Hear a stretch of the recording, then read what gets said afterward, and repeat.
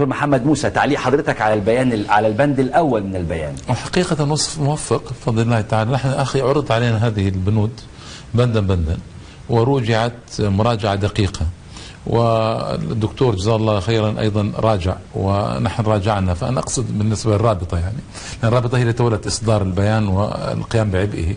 فالوصف رائع، الوصف حقيقي ومنطبق تقريبا 100% على الذي يجري في مصر. مش سياسي يا دكتور محمد شوية؟ يعني بيتكلم بلغة سياسية إلى حد ما عندنا في الإسلام سياسي وديني، والإسلام مهيمن. الإسلام مهيمن على الشؤون السياسية والاقتصادية والإعلامية والاجتماعية والثقافية. ما عندنا حاجة اسمها يعني هذا سياسي وهذا ديني، لا. العالم له أن يتكلم في مشكلات الأمة سواء كانت سياسية أو اقتصادية أو اجتماعية فيما يعلم وفيما يفهم، وهذا يعني في حدود اختصاص العلماء لما يخرجوا عنه. يعني حضرتك ترى انه الموضوع ما فيش فرق ما بين في الاسلام، ما فيش حاجه اسمها اسلام سياسي واسلام اجتماعي، انما هو في النهايه هو امور الدنيا كلها متداخله.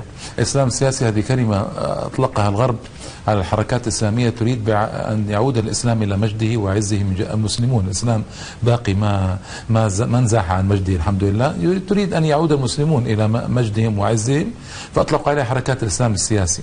ونحن عندنا ما عندنا كلام هذا، نحن عندنا الإسلام هو واحد الذي أنزله الله سبحانه وتعالى، وهو مهيمن على الدنيا كلها وشؤون الدنيا السياسي والاقتصادي والاجتماعي والثقافي والإعلامي، والقول بخلاف ذلك هو علمانية غير مقبولة في الإسلام. طب بعض الناس بيحتجوا بكده بانه الطب له علم، يعني ما تقدرش تدخل كعالم اسلامي في الطب وما تقدرش تدخل كعالم اسلامي في الهندسه.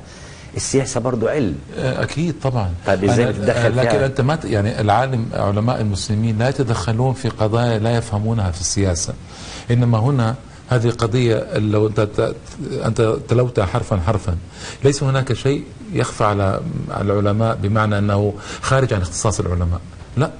يعني لما توضح أن النظام اغتصب، سرق، نهب، قتل، ما السياسة في هذا؟ أو ما هو الشيء الصعب الذي لا يمكن أن يخفى على العلماء ويحتاجون معه إلى خبير سياسي حتى يوضح لهم الأمور؟ لا.